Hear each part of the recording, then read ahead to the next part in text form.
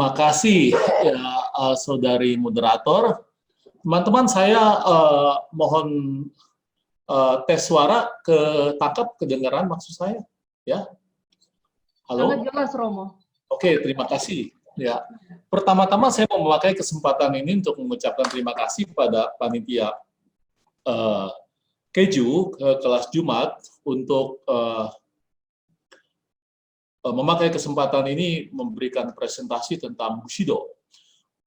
Saya sendiri sebenarnya sejak 2015 sampai dengan 2018 ya itu saya bolak-balik ke Jepang untuk membuat riset tentang filsafat mereka, tapi juga tentang surviving the Dai Nippon yang tadi disebut. 2019 tadinya mau ke sana, tetapi tidak jadi karena saya mengalami operasi makula. Padahal saya mau ke biara Buddhis di sana untuk mendalami Zen lebih lanjut. Saya sudah belajar itu, tapi mau mendalami Zen lebih lanjut. Dan 2020 mau ke sana tidak jadi, rencana bulan Mei, tetapi kita tahu bulan Februari, bulan Maret 2020, ya sudah, nggak bisa karena masalah COVID.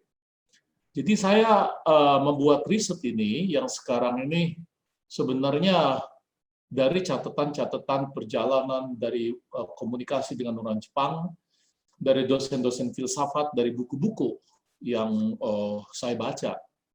Lalu jadilah presentasi sekarang. Saya melihat bahwa kebudayaan Jepang itu mempunyai daya tariknya di sini. Daya tariknya adalah budaya Jepang itu meskipun sangat terbuka dengan modernisasi, bahkan super modernisasi, semua yang pernah ke Jepang tahu bahwa ini sangat super modern. Ada robot, pabrik-pabriknya, ada otomatisasi A, otomatisasi B, toiletnya yang mengagumkan dan seterusnya. Ya itu semua orang tahu bahwa mereka sangat modern atau super modern. A.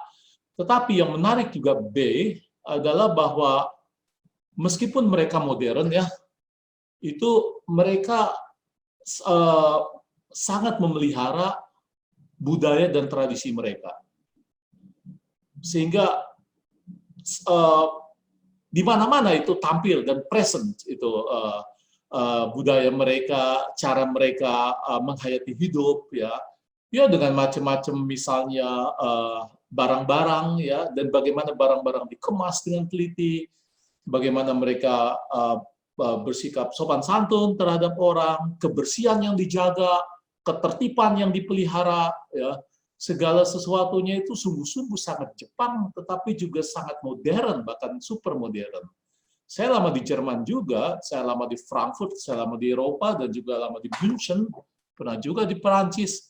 Saya melihat bangsa mereka modern, tetapi bagaimanapun juga lain kalau misalnya ke Jepang ya. Suasananya entah bagaimana, modernitas itu tetap dialami, tetapi kejepangan juga tetap auranya ada. Auranya ada. Nah ini membuat saya kagum pada budaya ini kan. Lalu saya jadi bertanya kan, ada apa kan di balik semua fenomena atau penampakan ini? Nah dari kuriositas itu, dari curiosity itu, lalu kemudian muncullah macam-macam riset. Termasuk salah satunya adalah riset yang sekarang ini mau saya presentasikan mengenai Bushido,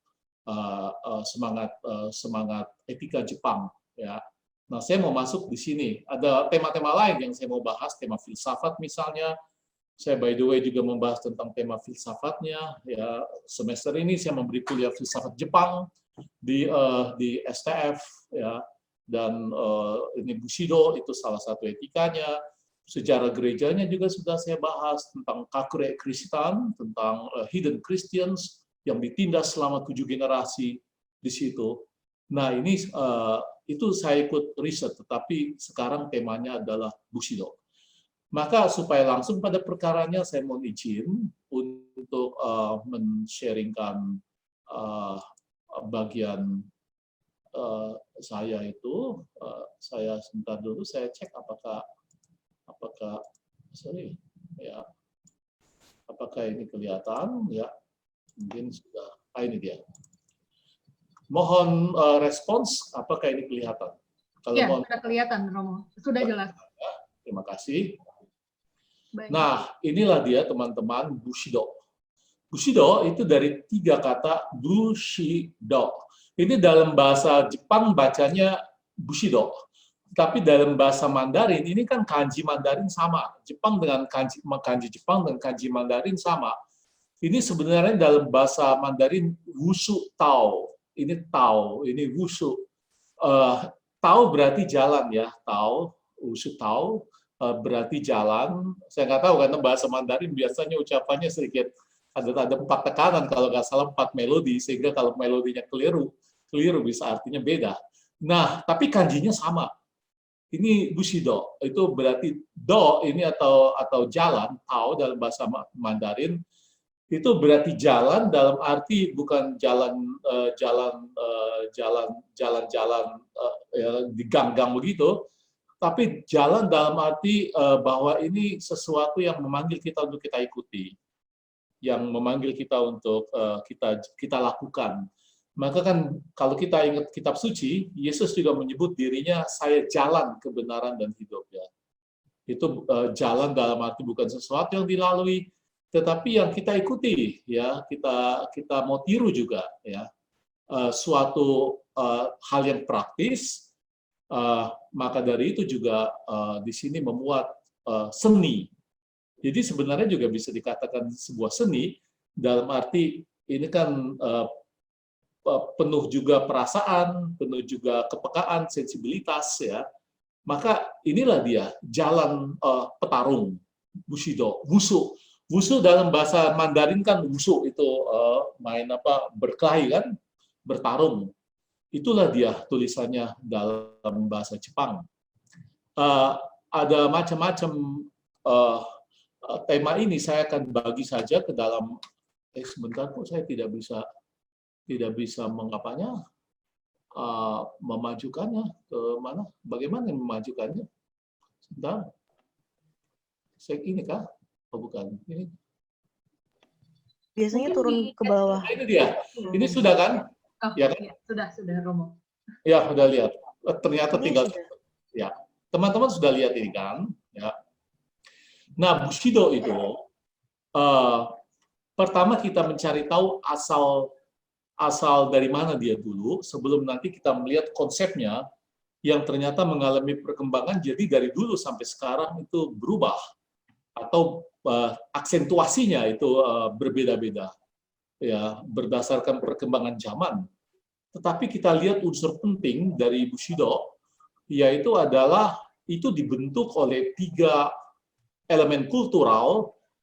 Yang pertama kita bisa menyebutnya Shinto atau agama native, agama lokal pada waktu itu. Ya, unsur dari Shinto itu yang sangat kuat, misalnya unsur alam, ya, dan juga unsur persatuan dengan leluhur, respect dengan leluhur, kaitannya dengan leluhur. Ini sebenarnya mirip dengan kita bisa menyebutnya natural religion, bisa menyebutnya natural religion. Agama alam, agama atau folk religion, agama suku, ya, native religion. Ini mirip juga sebenarnya di Cina juga ada, hormat terhadap leluhur kan masih ada, kepercayaan itu bahkan orang-orang Tionghoa sekarang melakukan itu. Jadi ini suatu rumpun kepercayaan yang juga dibagi bersama-sama dalam ruang lingkup ya Cina, Korea, dan juga Jepang. Unsur Shinto itu kuat penghormatan terhadap alam, penghormatan terhadap klan sampai leluhurnya. Tetapi yang spesifik pada Jepang itu adalah penghormatan pada kaisar. Bahkan kecenderungan nanti kita akan lihat dalam perkembangan sejarah mendewakan kaisar. Jadi kaisar itu dianggap sebagai dalam bahasa Jepang Arahito kami. Kami berarti roh, ya toh? Atau bisa juga berarti dewa. Arahito kami itu berarti bahwa dewa dalam bentuk manusia. Jadi pemujaan kaisar, pendewaan kaisar itu menjadi yang sangat spesifik pada agama Shinto. sampai kemudian nanti MacArthur, ketika kemudian Jepang kalah dalam Perang Dunia Kedua, dia menyatakan bahwa kaisar itu bukan dewa, dan dia minta Kaisar Hirohito sepertinya dalam tanda petik mencabut klaimnya bahwa dia adalah dewa dalam bentuk manusia. Tapi ini berakar pada keyakinan Shinto kuat. Mungkin sekarang sudah menjadi lain karena persoalan-persoalan demokratisasi, globalisasi. Tetapi di dalam sikap batin orang Jepang itu masih ada respek sangat tinggi terhadap kaisar. Ya, mereka masih dirayakan, sistem kalender Jepang itu masih disesuaikan dengan mulai berkuasanya kaisar yang baru. Ya, jadi tiap kaisar baru itu memulai masa kuasanya, begitulah sistem kalender dimulai. Ya, kaisar sekarang kan baru nih, itu juga saya lupa namanya apa sekarang kalau nggak salah waktu itu saya ingat tapi udah lupa sekarang. Ini pakai sistem kalender baru juga berdasarkan masa awal dari pemerintahan kaisar yang sekarang ini.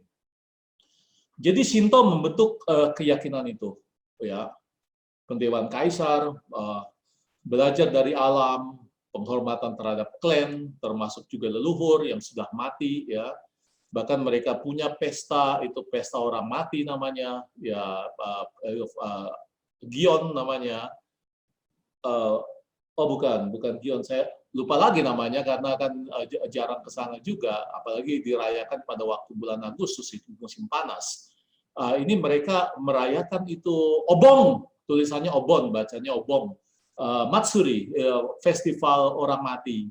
Nah, pada waktu itu diyakini bahwa orang-orang yang sudah meninggal itu datang lagi ke rumah dari masing-masing familinya, anak-anaknya misalnya. Jadi masih ada itu sisa-sisa dari kepercayaan Shinto sampai sekarang masih dirayakan, ya, dalam bentuk matsuri, dalam bentuk festival. Nah, itu pertama Shinto. Unsur kedua itu adalah Zen. Nah, ini dia, Buddhisme Zen. Buddhisme Zen berasal dari dari Cina, tetapi kemudian sampai ke Jepang. Di Jepang menjadi praktis menjadi booming di situ, khususnya di kalangan samurai. Itu Buddhisme Zen. Jadi kan Bushido itu kan kelompok untuk samurai, kelompok untuk petarung, ya, untuk warrior, untuk fighters. Nah, itu Zen itu mendapat tempat di hati samurai karena apa? Karena Zen itu Buddhisme yang sangat praktis. Buddhisme itu tidak begitu menekankan sastra-sastra, pembacaan-pembacaan sutra, atau pembacaan-pembacaan kitab suci. Enggak, dengan macam-macam ritual. Enggak, mereka menekankan praksis, menekankan tindakan. Zen itu, intuisi. Jadi apa yang Anda sadari, apa yang Anda tangkap itu langsung grab, langsung pegang dan langsung jalankan.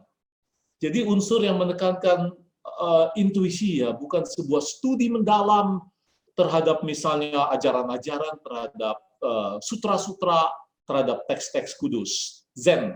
Dan juga cara berdoa Zen kan sangat menekankan orang seperti gaya ini nih, tenang ini. Tapi ini di sini tangannya terlalu saleh. Mestinya dia agak tenang, taruh di paha dengan rileks, dan tatapan mata itu tidak boleh tutup total, tetapi dia harus sedikit terbuka dengan melihat ujung hidung batasnya, ya, sehingga dia tidak boleh merem, dia mesti terbuka tapi dengan melihat ujung hidung. Jadi kurang lebih kalau di bawah kita lihat bawah, bentangannya sekitar paling jauh mungkin 2 meter, ya. Nah, cara berdoa seperti ini juga disenangi oleh samurai karena apa? Karena kan di sini kan orang tidak harus memejamkan mata, dan bagi samurai penting untuk kewaspadaan. Bahwa juga di dalam meditasi dia harus waspada. Juga di dalam berdoa dia harus sadar bahwa bahaya bisa jadi di sekitarnya. Seorang samurai adalah seorang yang sadar betul bahwa kematian itu dekat dengan dia. Jadi untuk mencoba untuk waspada terhadap segala keadaan itu penting, ya. Dan Zen ikut membantu seorang samurai sadar akan keadaannya juga, bukan saja pada olah batin, di mana dia bisa secepat itu mengambil sikap, ya, intuisi, ya, sikap yang bisa ditangkap dengan inti batin yang terdalam, langsung dijalankan. Ya. Zen itu begitu, dan juga praksis. Jadi dalam tindakan konkret, misalnya kerja harian. Itu tadi sudah saya katakan, tidak lewat studi-studi canggih, macam-macam sutra, macam-macam surat kudus. Zen mendapat hati di kalangan para samurai, apalagi juga sikap-sikap mereka yang disiplin pada tubuh, ya, untuk berpusat pada macam-macam gerakan batin dan pada alam sekitarnya tetap waspada, itu membantu mereka untuk sadar situasi, sadar diri, dan juga sadar perasaan atau sadar kokoro, sadar jiwa, ya, sadar jiwa, sadar batin. Dan akhirnya tentu saja Konfusianisme. Konfusianisme mulai ketat, sudah masuk dalam Cina sebelum abad ke-17, tetapi khususnya nanti oleh rejim Tokugawa, Ieyasu, itu mulai abad 17, praktis 1603 sampai 1868, itu Konfusianisme itu dibuat lebih complicated. Kelihatan di dalam nanti struktur masyarakat Jepang yang dibuat sangat hierarkis. Juga di dalam keluarga. Semua yang belajar Konfusianisme, saya dulu belajar Konfusianisme, saya sendiri dididik dan dibesarkan dalam semangat Konfusianis, dan mereka yang orang Tionghoa itu kurang lebih tahu semangat Konfusianisnya ditanamkan pada mereka sejak kecil, yaitu apa? Tekanan pada hierarki dan bagaimana bersikap terhadap orang-orang yang di dalam hierarkinya lebih tinggi. Misalnya juga dalam keluarga. Kalau keluarga dalam arti Konfusian itu bukan keluarga dalam arti orang Barat, ya. Orang Barat kan keluarga egaliter. Dia bicara saja, misalnya, "Honey, how are you?" Seperti itu kan. Itu sangat akrab. Dengan anak juga begitu. Kadang-kadang bapaknya bisa diejek atau kemudian juga bapaknya bisa dikritik, bisa dibentak. Itu dalam Barat. Tradisi Barat begitu, ya. Tapi dalam tradisi Konfusianis enggak, itu hierarki di dalam keluarga sangat kuat. Saya sebagai anak kecil waktu itu saya tahu misalnya ada beberapa hierarki yang harus saya kuasai. Misalnya saja antara sesama teman yang lebih tua dan yang lebih muda. Itu ada sebutannya beda-beda kan, ada Ci, ada Kokoh, ya toh.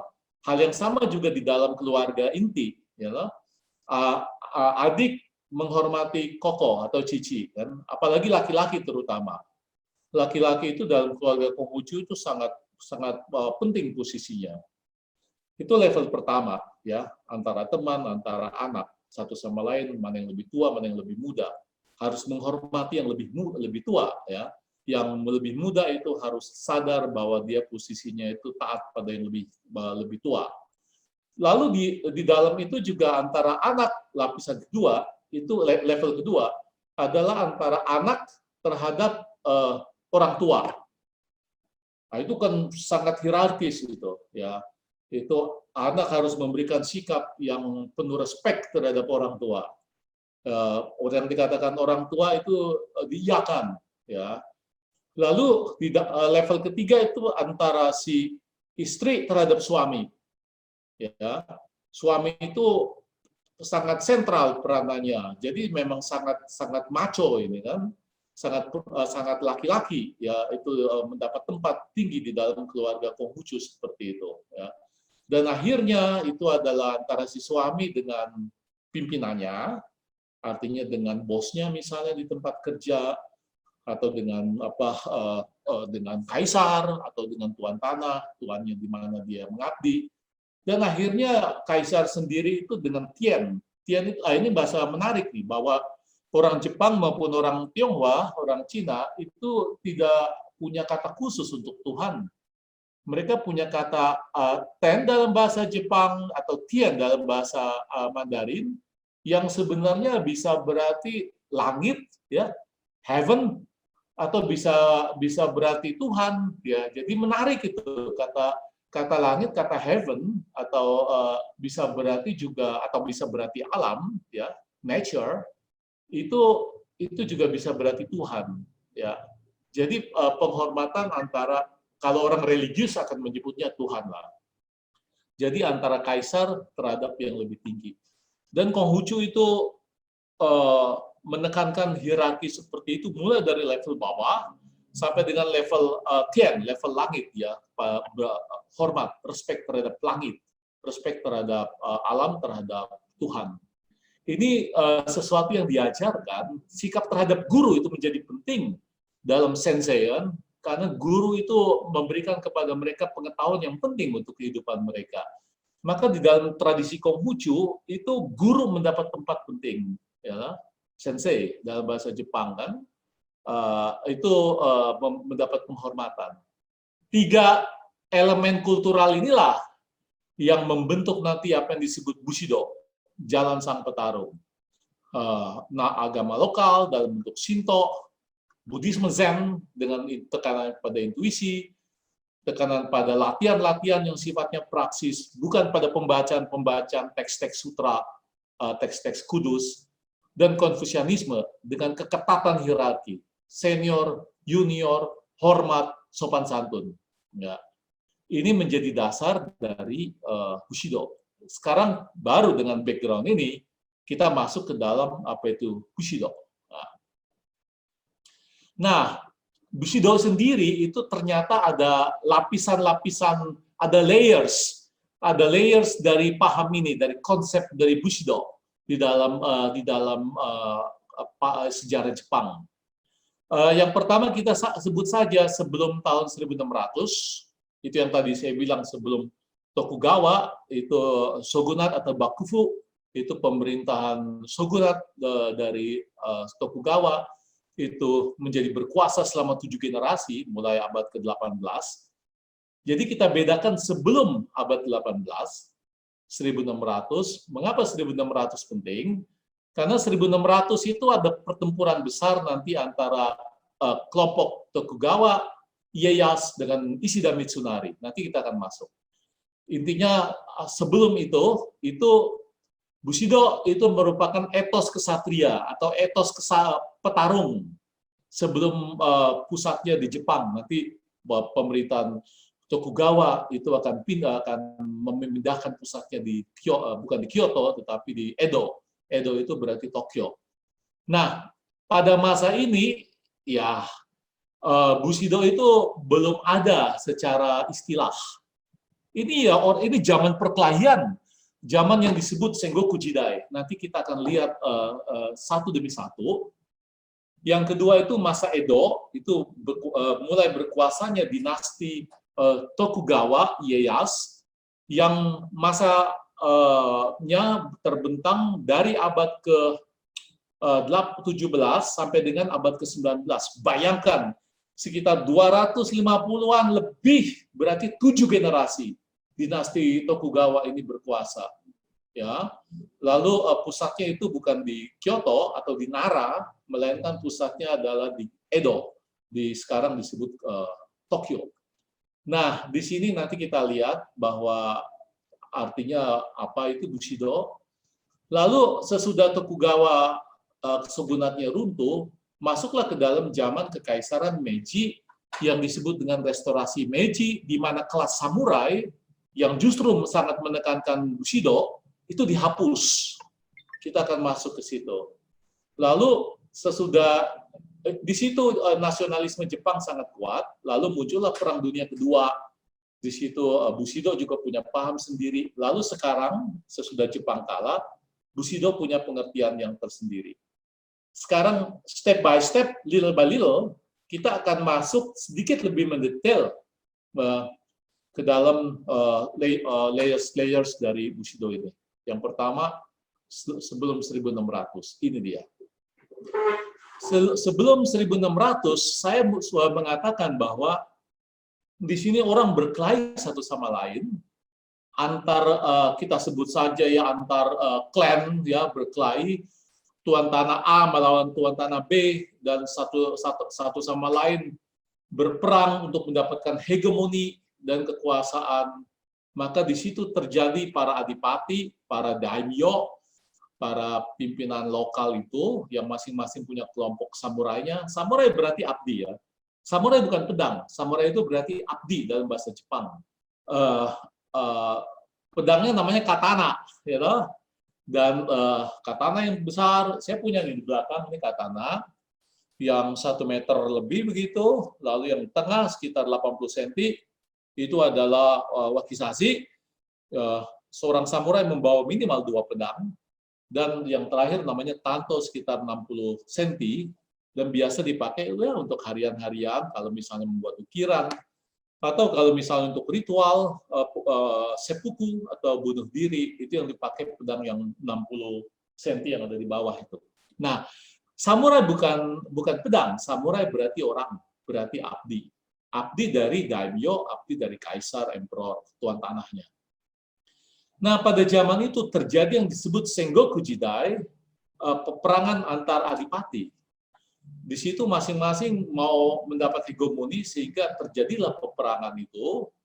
Yang satu membuat aliansi terhadap yang lain, ya, yang satu kemudian mengkhianati yang lain, ya, untuk kemudian mendapat tempat lebih bagus dan lebih menguntungkan. Jadi di sini sebenarnya belum ada istilah Bushido. Yang ada pertarungan siapa kuat, siapa menang kan untuk mendapat hegemoni atau kekuasaan.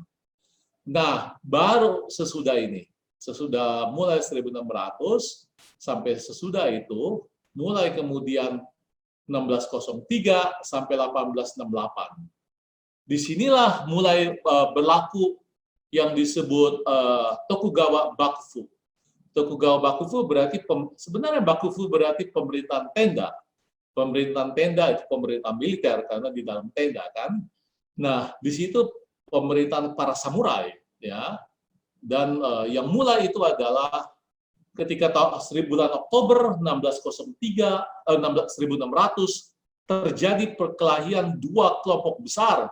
Ini pertarungan 2 kelompok samurai paling besar sepanjang sejarah antara Tokugawa Ieyasu, ini dia adalah patungnya, dan Ishida Mitsunari. Ini mereka untuk mendapatkan hegemoni. Peperangan di Sekigahara tahun 1600 bulan Oktober menentukan karena di situ 2 klan besar itu kemudian berkelahi untuk mendapatkan hegemoni atau gelar dari shogun.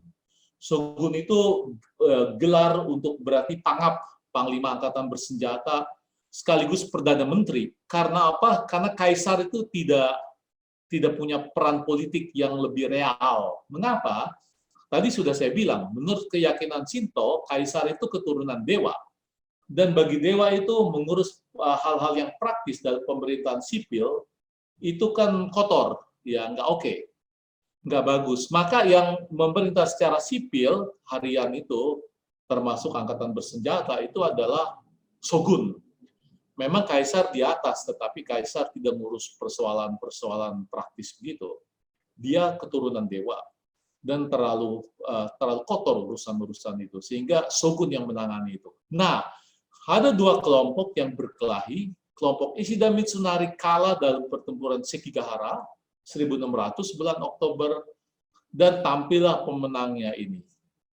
Ketika dia sudah menjadi shogun, dia punya cara begitu rupa sehingga bisa melanggengkan kekuasaan bagi dinastinya selama 7 generasi. Itu praktis dari 1603 sampai 1868, berarti 250-an lebih ya. Di situ nanti 1868 menjadi penting karena kemudian juga shogunat Bakufu militer itu diganti dengan peran kaisar yang lebih dikedepankan. Ishida Mitsunari kalah, lalu dia menang. Apa yang dia buat? Tokugawa ini. Dia membuat misalnya struktur menjadi lebih ketat. Sebelumnya sudah ada sih, tapi pada dia menjadi lebih ketat. Samurai-samurai ditata begitu rupa dengan macam-macam aturan, termasuk aturan sopan santun, kemudian aturan membawa pedang, aturan kemudian juga membangun kastil, ya, aturan misalnya mencatat misalnya padi berapa banyak. Pokoknya ada macam-macam aturan yang dia buat. Salah satu aturannya adalah harus kunjungan wajib ke Edo, ke Tokyo, untuk apa? Untuk ya ketemu shogun, seperti audiensi dalam istilah gereja Katolikan. audiensi untuk ketemu Shogun, tapi Shogun di sana juga mempelajari nih orang ini bagaimana kan dikenali. Tapi perjalanan begitu jauh dan begitu panjang dan begitu mahal sehingga tentu saja para daimyo, para tuan tanah itu jadi nggak punya waktu lagi untuk kemudian membuat kong kali kong satu sama lain, misalnya untuk mengadakan peperangan. Jadi dengan demikian situasinya damai. Damai tetapi damai dalam supresi, dalam tekanan. Karena ada pressure dari si Tokugawa ini. Dia membuat hierarki lebih ketat. Ah, itu dia. Paling tinggi adalah emperor, sebenarnya saya lihat. Dia adalah posisi paling tinggi di Jepang, tetapi dia tidak punya kekuasaan nyata. Karena apa? Karena dia keturunan dewa. Kekuasaan harian itu diberikan pada shogun, dan shogun itu punya bawahan namanya daimyo, ya, tuan tanah lokal yang juga dikontrol. Tadi sudah saya bilang, dikontrol oleh shogun dengan macam-macam kewajiban, macam-macam pencatatan, dan macam-macam aturan lah pokoknya. Salah satu aturannya adalah keluarga inti dari daimyo itu mesti tinggal di Tokyo, mesti tinggal di Edo.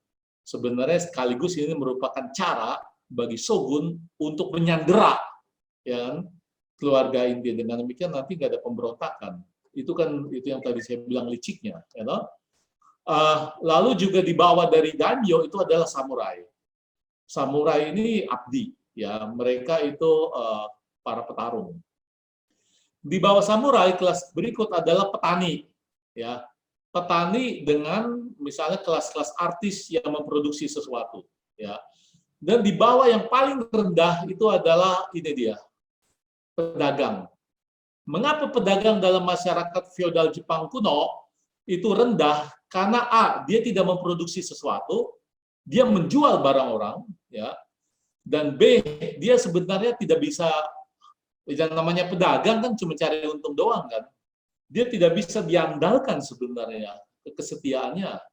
Pedagang itu paling nggak bisa dipegang karena dia berpihak pada keuntungan, siapa yang untung. Maka nggak bisa kan ya. Kalau petani kan dia tekun, dia memproduksi sesuatu. Artis-artis menghasilkan sesuatu.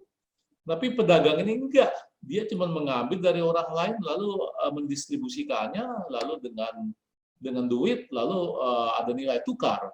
Maka di dalam masyarakat feodal kuno, yang paling tinggi pertama emperor, tetapi dia tidak real kekuasaannya. Shogun paling penting di atas, dan dia ada bawahan-bawahannya, itu daimyo yang diatur begitu rupa, sehingga dia penuh ketaatan kepada shogun, dan diintriki, dikasih aturan macam-macam, sehingga dia nggak bisa macam-macam, nggak bisa memberontak. Salah satunya adalah keluarganya harus tinggal di Kyoto, ya, di Tokyo maksudku, karena shogun di Tokyo, di Edo waktu itu, sehingga dengan demikian merupakan sebuah sandera. Di bawah itu adalah samurai, ini yang sangat taat. Samurai juga tidak boleh misalnya menjadi petani. Dia juga ada aturan-aturan yang dia tidak boleh. Misalnya dia tidak boleh satu sama lain misalnya bertanding untuk mendapat duit, nggak boleh. Jadi masing-masing level ini ada aturan-aturan yang sangat ketat. Pengkhianatan terhadap aturan itu bisa berakibat mati. Misalnya kalau samurai misalnya mengkhianati aturan-aturan untuk hidupnya, misalnya dia pergi meninggalkan daerah domainnya karena dia harus taat pada tuan tanah, pada daimyo-nya, tanpa izin, dia bisa dianggap pengkhianat dan bisa dihukum sangat fatal, misalnya disuruh melakukan seppuku atau harakiri, ya. Harau berarti perut, kiri berarti menikam dan menyobek perut, harakiri. Atau bahasa Jepangnya seppuku, bahasa samurainya juga sama. Lalu ini petani di bawah samurai, ya, dan para artis, geisha itu bahkan punya posisi penting di kalangan ini, di bawah kelas samurai. Tapi yang paling rendah itu adalah pedagang karena dia tidak bisa diandalkan, dia hanya berpihak pada keuntungan. Yang dilakukan ketika Tokugawa menang itu apa? Nah ini dia macam-macam cara. Cara pertama adalah dia mengeliminasi unsur-unsur yang mempersulit persatuan Jepang. Dia kan sudah mempersatukan Jepang di bawah tangan besi dengan menghancurkan kelompok saingan yang paling besar, yaitu Ishida Mitsunari, dalam peperangan Sekigahara 16.600 bulan Oktober. Nah, ketika dia menang, dia mau supaya hegemoninya itu kuat. Maka unsur-unsur yang membuat mengganggu dan merongrong kekuasaan shogun itu disingkirkan.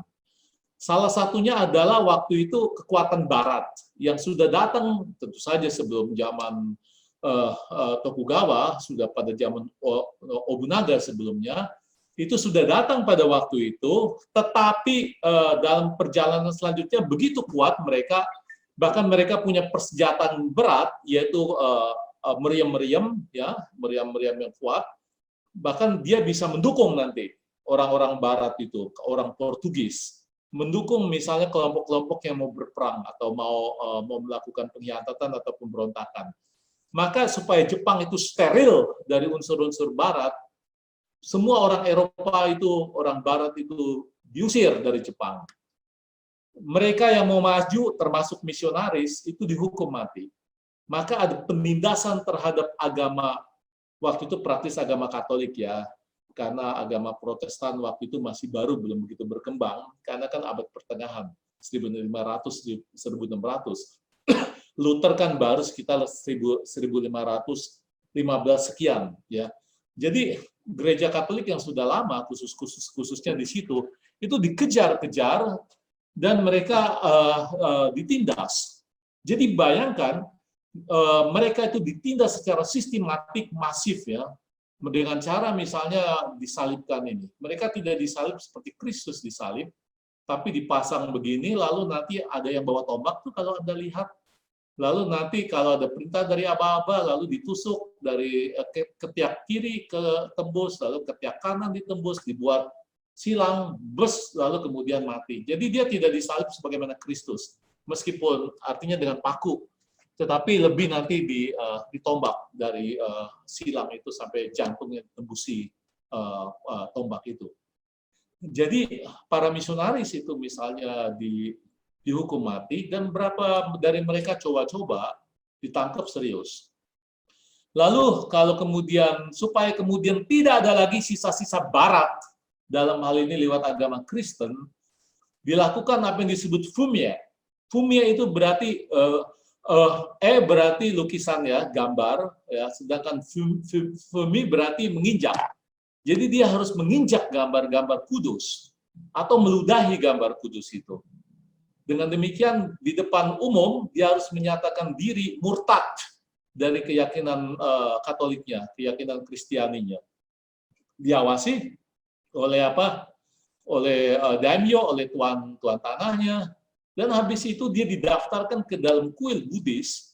Dengan demikian didampingi oleh Buddhis setiap saat, sehingga dengan demikian kalau dia kemudian mencoba kembali lagi ke dalam iman Kristen, biksu ini akan melapor kepada tuan tanah, dan dia akan ya lebih repot lagi, akan disiksa habis-habisan. Bahkan seluruh keluarganya bisa dibantai. Jadi coba, masif, sistematik dimurtadkan mereka. Mereka dimurtadkan orang-orang itu. Memang ada Jepang kemudian ditutup karena ada pemberontakan yang dipimpin oleh seorang samurai Katolik 1648 maksudku, dipimpin oleh seorang samurai Katolik yang bernama Amakusa Shiro. Amakusa Shiro ini seorang Katolik, lihat dia pakai rosario di sini, ya, yang sebenarnya bukan pemberontakan agama, dia melihat shogunat Tokugawa itu menindas. Dan orang misalnya kan untuk membangun kastil-kastil, untuk membangun pertahanan yang kuat, kan harus ada duit. Duit diambil dari mana? Dari pajak. Pajak diambil dari mana? Pajak diambil dari rakyat. Maka terjadilah khususnya di daerah-daerah yang dulu berpihak pada musuh dari Tokugawa, tetapi diampuni, bagian-bagian itu ditindas. Nah, dia Amakusa berasal dari Kyushu, dari selatan. Dia itu melihat ketidakadilan itu, dan dia bertindak melawan shogunat Tokugawa. Bersama dengan dia bergabunglah para petani, bergabunglah para nelayan, bergabunglah para ronin, dan para samurai-samurai, dan beberapa daimyo yang kemudian berpihak untuk melawan Tokugawa Ieyasu. Ya. Tapi pemberontakan itu ditindas habis-habisan sehingga tidak boleh ada yang tersisa. Maka dibantailah mereka dalam sebuah kastil yang disebut Shimabara di Kyushu. Maka disebut Shimabara no Hen, pemberontakan Shimabara. Itu bukan pemberontakan agama. Amakusa Shiro sendiri, dia seorang Katolik, seorang samurai umur 17 tahun. Tapi dia kalah dalam pemberontakan itu karena shogunat luar biasa mengerahkan ratusan ribu pasukannya untuk melawan puluhan ribu maksudku untuk melawan belasan ribu pasukan dari Amakusa Shiro. Dia sendiri dibunuh dan dipenggal kepalanya dan kepalanya diarak mulai dari Shimabara sampai kemudian juga ke Kyoto dan dipamerkan di depan umum. Ya, ini pemberontakan samurai yang sangat terkenal. Akibatnya, Shogun mengatakan, coba lihat orang Katolik masih punya pengaruh itu, khususnya orang Barat. Ya, Katolik dan Barat agama pada waktu itu disamakan. Karena misi dari agama kan pada waktu itu biasanya triple M, ya kan? Prinsipnya triple M. M pertama itu adalah mercenary, itu perdagangan, merchant, dan yang kedua itu adalah military, itu berarti tentara, ya toh? Dan yang terakhir adalah missionary, itu adalah para rahib, para pastor, para pendeta. Nah, triple M ini kan satu set dulu. Nah, Tokugawa mau supaya triple M dari Barat, dari non-Jepang itu tidak masuk lagi ke dalam Jepang. Maka dia melakukan yang disebut sakoku. Sakoku berarti penutupan Jepang seluruhnya dan total. Jepang ditutup dari pengaruh Barat. Orang Barat nggak boleh masuk dan orang Jepang itu nggak boleh keluar dari Jepang. Jadi bayangkan selama 7 generasi orang Barat nggak boleh masuk ke Jepang dan orang Jepang itu nggak boleh keluar dari Jepang. Yang boleh datang adalah orang Belanda, karena orang Belanda pedagang ini, by the way ini VOC nih. Kan sama kan kurang lebih zamannya kayak di Indonesia. Jadi perdagangan karena murni perdagangan, dia tidak punya urusan dengan militer, dia nggak punya urusan dengan agama. Jadi orang Belanda dan boleh dan orang Cina. Tetapi orang Belanda pun harus tinggal, dia nggak boleh masuk ke sini tanpa izin menyeberang. Dia harus masuk ke dalamnya seperti pulau buatan dari reklamasi dan hanya tinggal begitu. Kalau Anda ke Nagasaki, Anda akan masuk ke pulau yang disebut Pulau Dejima. Ini adalah pulau di mana orang-orang Belanda dulu ditampung. Dia nggak boleh ke sini. Sementara orang Jepang nggak boleh masuk. Ini penutupan Jepang total yang disebut sakoku dari pengaruh Barat. Dan ini berlangsung 7 generasi. Bayangkan aja, ya. Nah, di sini dalam situasi seperti ini, apa yang terjadi? Yang terjadi adalah Bushido. Semangat Bushido itu menjadi semangat pengabdian kepada kekuasaan, ya. Jadi sepertinya seperti semangat dari Korpri gitu ya. Tetapi Bushido itu bukan mulai muncul pada zaman Tokugawa. Ini adalah zaman yang sebenarnya sudah tidak ada peperangan lagi. Karena apa? Karena Tokugawa mengontrol begitu rupa sehingga tidak ada perkelahian lagi satu sama lain. Akibatnya apa? Orang mulai merefleksikan, mulai memikirkan apa yang terjadi di masa lalu. Dan itulah terjadi muncul kata Bushido. Jadi menariknya, Bushido itu muncul pada waktu damai. Ketika orang merefleksikan, memikirkan lagi apa yang terjadi di masa lalu dan sedikit membuat lebih fine, ya, dan juga sedikit lebih heroik untuk menunjukkan kita harus mengabdi kepada shogun. Tanpa pamrih sehingga begitu rupa kematian kita itu menjadi pengorbanan besar untuk pengabdian itu. Tidak ada perang lagi sebenarnya, ini suatu situasi damai. Dan Bushido dipahami dengan demikian seperti semangat pegawai negeri untuk taat kepada pimpinan at all costs, apapun juga ya. Inilah dia muncul di situ. Maka Hagakure, ini saya punya bukunya ya. Itu ditulis, saya menyebut sebelumnya 1716 itu mulai muncul kata Bushido sebagai refleksi atas sifat kesatria masa lalu, berfungsi untuk menjaga law and order Jadi ini seperti spiritualitas untuk menjaga law and order yang sudah dibuat oleh Tokugawa. Maka di sini tekanan pada misalnya setia sampai mati menjadi penting, itulah dia terkenal ya, Bushido itu disadari di dalam kesadaran akan kematian. Bahkan bisa juga terjemahannya dikatakan, saya menemukan Bushido di dalam kematian. Itu berarti kita harus mengutamakan kematian. Kalau ada hidup dan mati harus kita pilih, kita harus memilih kematian, bukan hidup. Jadi dibuat lebih radikal ya. Lucunya dan ironisnya, ini udah nggak ada perang. Ini justru untuk menunjukkan ada unsur ideologis bahwa Bushido sebenarnya sedikit mengalami polesan yang lebih bagus. Saudara yang belajar susastra Jawa akan lihat bahwa kebanyakan susastra Jawa itu pandangan-pandangan Jawa itu tentang keutamaan dan seterusnya muncul itu sesudah pemberontakan Sultan Agung kalah ya oleh Belanda. Itu berarti ya sekitar abad ke-17 ya atau abad 18 awal.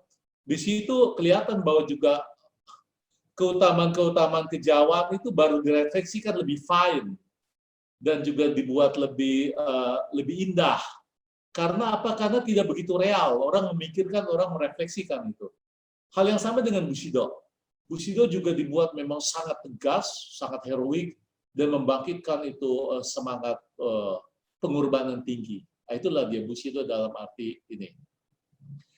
Tapi situasi ini berubah ketika kemudian Commodore Perry mulai dari Cina kemudian ke Korea, dia ke Jepang untuk penguasaan ekonominya, khususnya perburuan ikan paus yang penting untuk minyak, karena kan dulu tidak ada minyak dalam arti minyak tambang.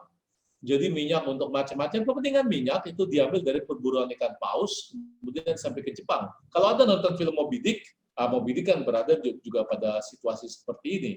Nah, mereka Amerika ini minta supaya Jepang membuka masa sakokunya, masa penutupannya.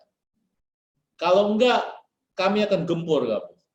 Nah, Jepang itu yang sudah ketinggalan selama 7 generasi, ya, nggak punya kontak dengan Barat, ya, sekarang melihat dengan penuh kesadaran bahwa wah gila, kita sekarang berada dalam ancaman serius. Mereka kuat, misalnya ini ada kapal hitam, ada kapal uap, lebih kuat dari kapal-kapal tradisional Jepang yang dari kayu itu.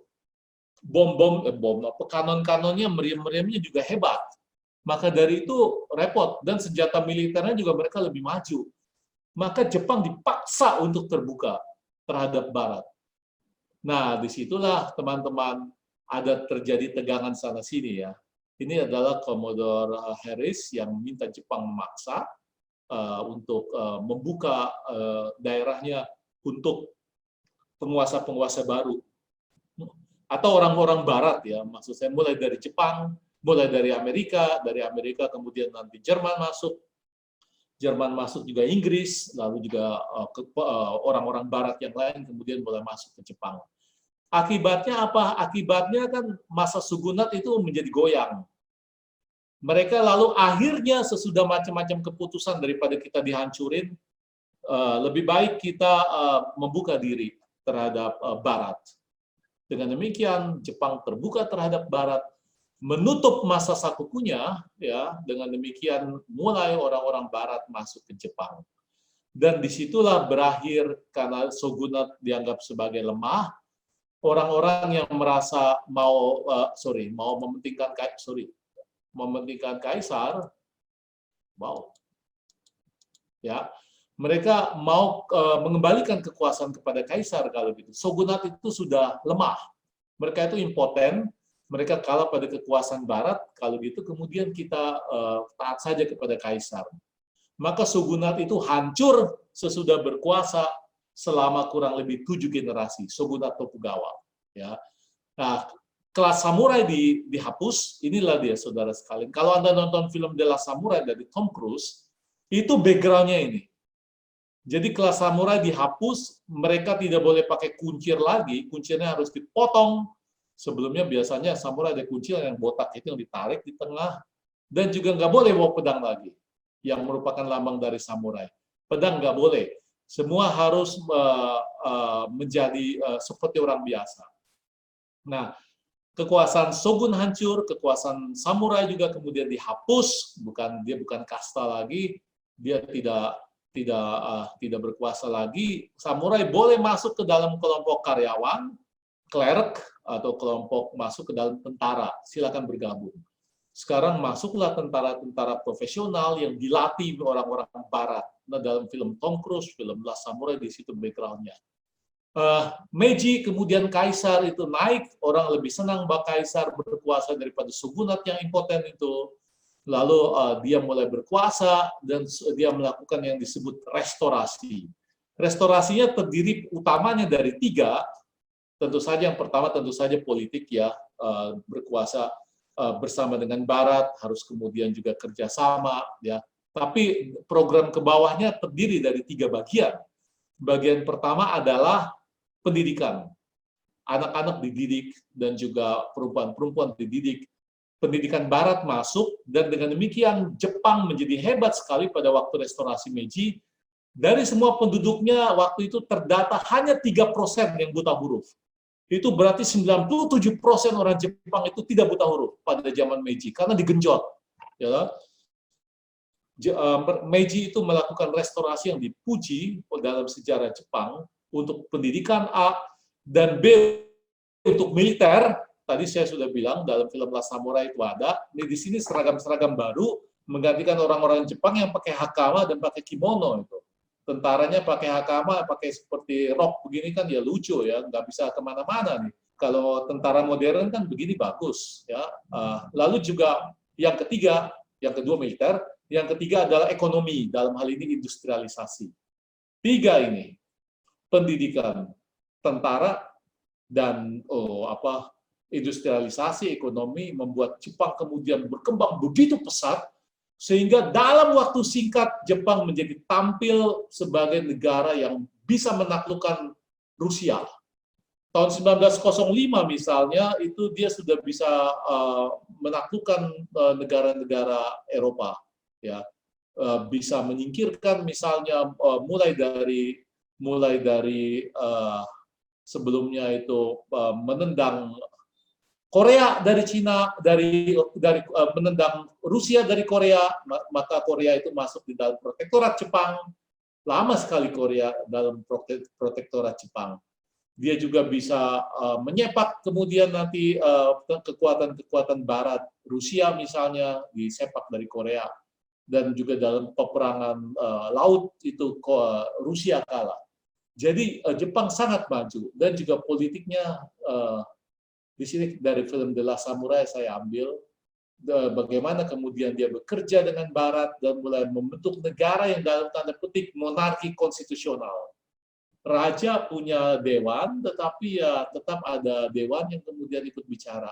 Hanya kemudian dalam situasi Jepang seperti itu tentu saja juga tentara, maksud saya kaisar itu ikut menentukan secara signifikan bagaimana arah dari kerajaan itu. Dengan tampilnya kaisar sebagai figur yang dalam agama Shinto memang dilihat sebagai arah hitogami, disinilah muncul kejepangan. Nasionalisme awal dari Jepang, apalagi dia sudah tampil sebagai bangsa kuat, yang maju dalam industri, yang maju dalam militer, yang maju dalam pendidikan. Maka kejepangan mulai muncul, dan Bushido dikaitkan dengan jiwa dari Jepang itu, ya. Maka buku yang terkenal itu adalah buku dari Nitobe. Sorry, saya harus mundur. Di sini, ini dia buku dari Nitobe. Bushido, The Soul of Japan. Dia menjadi jiwa dari Jepang. Ini ditulis 1900. Jadi ya masih pada zaman restorasi Meiji ya, dampak-dampaknya. Jadi ini Nitobe, Inasio Inotibe, ada dalam 5.000 yen. Gambarnya kalau Anda punya 5.000 yen, itu dia gambar dia.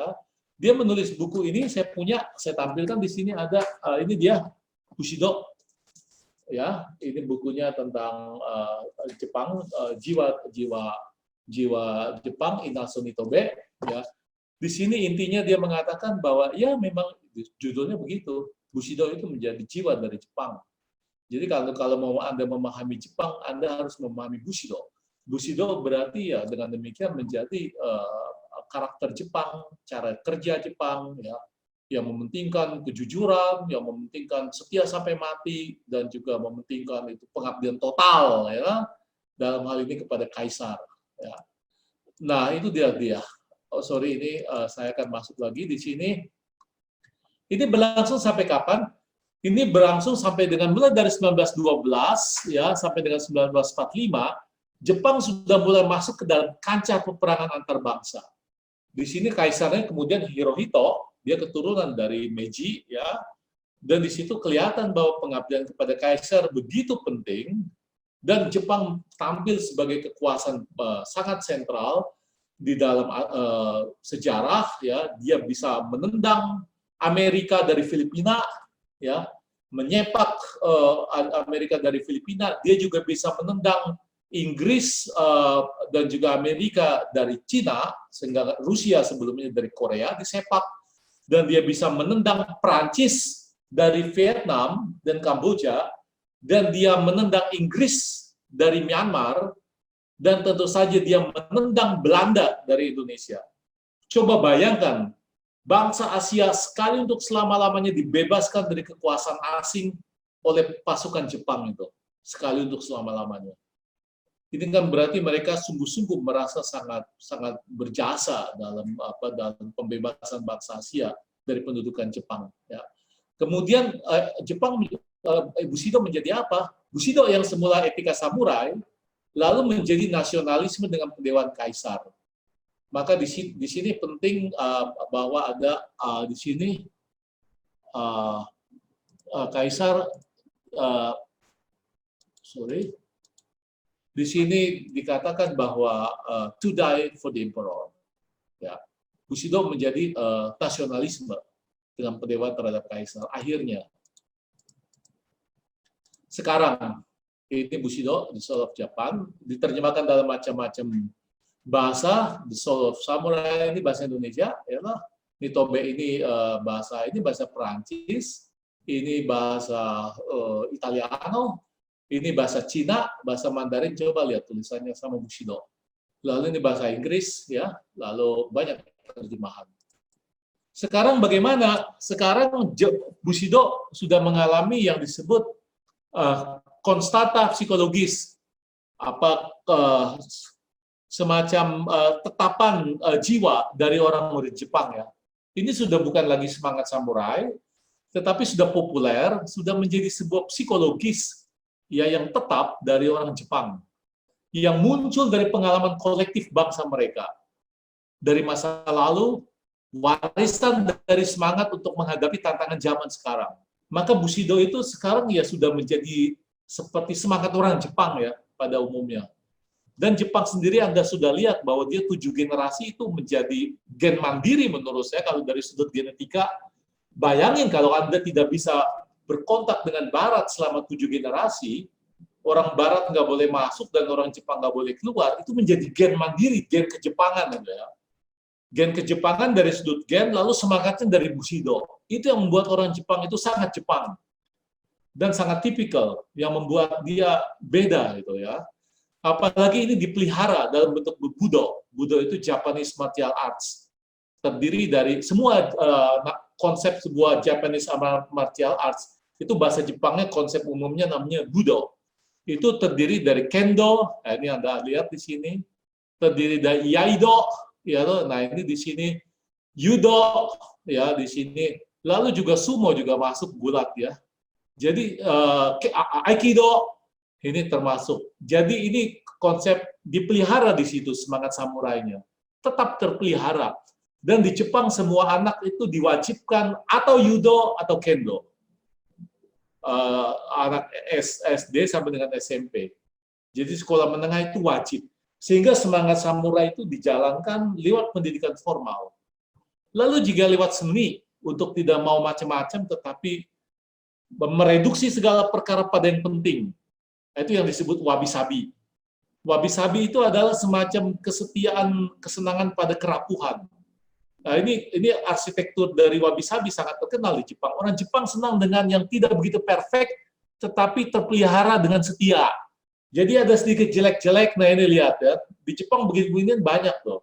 Atau kalau tenun itu sedikit rada sobek nggak apa-apa. Kalau saya dengar kalau orang Jepang beli tenun di Flores, kalau tenunnya terlalu perfect, dia malah kurang senang. Tapi kalau tenunnya yang asli, dibuat oleh penenun asli, bukan oleh pabrik, dan itu ada sedikit tidak perfect, misalnya gambarnya nggak oke, dia senang gitu.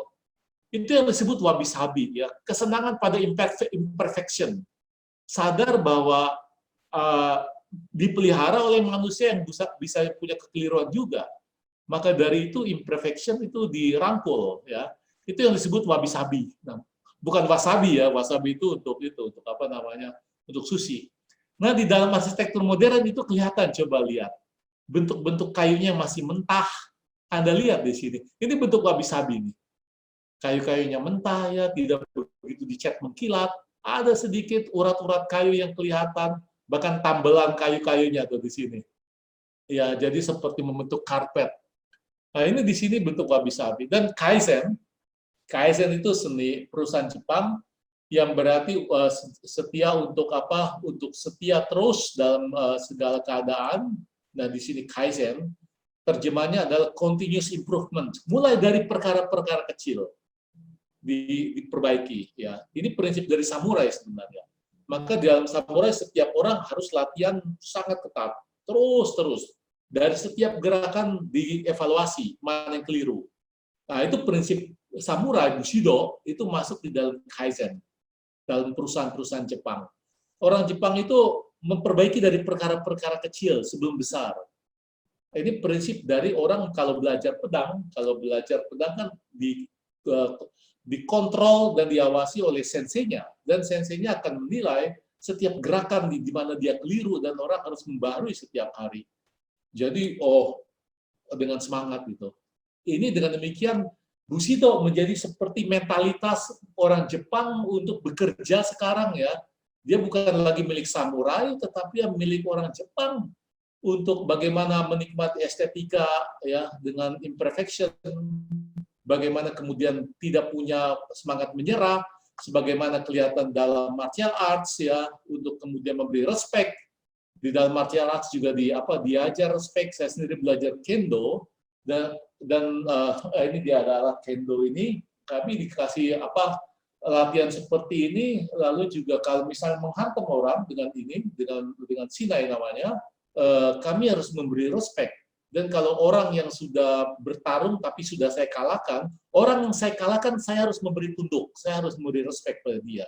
Karena apa? Karena kamu sudah berusaha, dan meskipun kamu saya kalahkan. Jadi tidak ada yang boleh dihina. Kalau orang berjuang habis-habisan, dia harus dihargai karena perjuangannya. Nah, itu ditanamkan dalam Budo, dalam martial arts, dalam hal ini lewat kendo yang saya pelajari. Jadi prinsip-prinsip samurai Bushido itu menjadi praktis, menjadi prinsip orang Jepang sekarang. Nah, saudara sekalian, itulah bagaimana konkretnya. Di sini intinya tulisannya ada 7 kan, ada integrity, respect, sopan santun ya, heroic courage, courage tidak begitu gampang patah, honor, kehormatan ya. Makanya itu di sini kalau dia misalnya bertarung untuk dapat duit, itu samurai kan dilarang, karena tadi saya sudah bilang, untuk berjudi kemudian mendapat duit dari situ nggak bisa. Compassion itu berarti punya bela rasa terhadap orang yang kalah, ya. Lalu juga makoto itu kejujuran, bicara dari hati ya, dan juga duty and loyalty, ini kesetiaan sampai mati. Ini adalah 7 keutamaan dari Bushido yang pada intinya merupakan semangat dari Jepang. Orang Jepang yang sampai sekarang masih ada residu-residunya, bahkan bukan residu, masih kental juga di dalam semangat orang Jepang, semangat hidupnya sekarang. Lalu, ini Yukio Mishima sangat terkenal. Dia ini keturunan samurai, tetapi dia tahun berapa? Tahun 70 kalau nggak salah dia melakukan bunuh diri, karena dia mengkritik orang-orang Jepang yang waktu itu hanya sesudah Perang Dunia Kedua, hanya cari kemajuan ekonomis, kerja, tapi lupa penghayatan paling dalam. Cari untung, ya, lupa penghayatan paling dalam, penghayatan samurai dalam Bushido. maka dia mengidealisasikan lagi samurai dengan mengatakan yang sungguh-sungguh manusia yang total itu adalah samurai. Manusia biasa, a man, itu sebenarnya itu hanya terserap di dalam kemampuan teknisnya ya, bekerja di mesin, buat ini buat itu, dapat duit. Nah, manusia biasa itu sebenarnya tidak mengembangkan apa yang oleh samurai dikembangkan pada semua seginya, yaitu apa? Dia hanya mau fungsinya di dalam masyarakat. Dia menjadi mur di dalam sebuah mesin, menjadi baut, ya toh? Sehingga manusia modern itu sebenarnya hanya baut di dalam sebuah mesin. Kalau samurai menurut dia sangat total. Dan dia mengkritik orang Jepang yang waktu itu baru bangkit dari kekalahannya, ya, dan kemudian di situ dia merasa tidak mendapat tempat, lalu dia membuktikan keseriusan maksudnya dengan membunuh diri. Dia melakukan seppuku, melakukan bunuh diri loh. Yukio Mishima itu nyata-nyata itu abad 20 tahun 70-an di depan teman-temannya, dan juga di depan waktu itu ada seorang tentara, perwira tentara yang diikat untuk menyaksikan bagaimana dia melakukan seppuku dengan menyobek perut dan sampai mati. Ya, lalu dipenggal kepalanya oleh temannya. Nah itu, jadi semangat samurai itu ternyata sekarang masih ada, dihayati oleh orang-orang Jepang. Saya merasa sudah cukup di sini, itu 1 jam. Saya memberikan materi, saya akhiri di sini. Saya tutup kesempatan ini, lalu kita masuk ke dalam diskusi. Ya.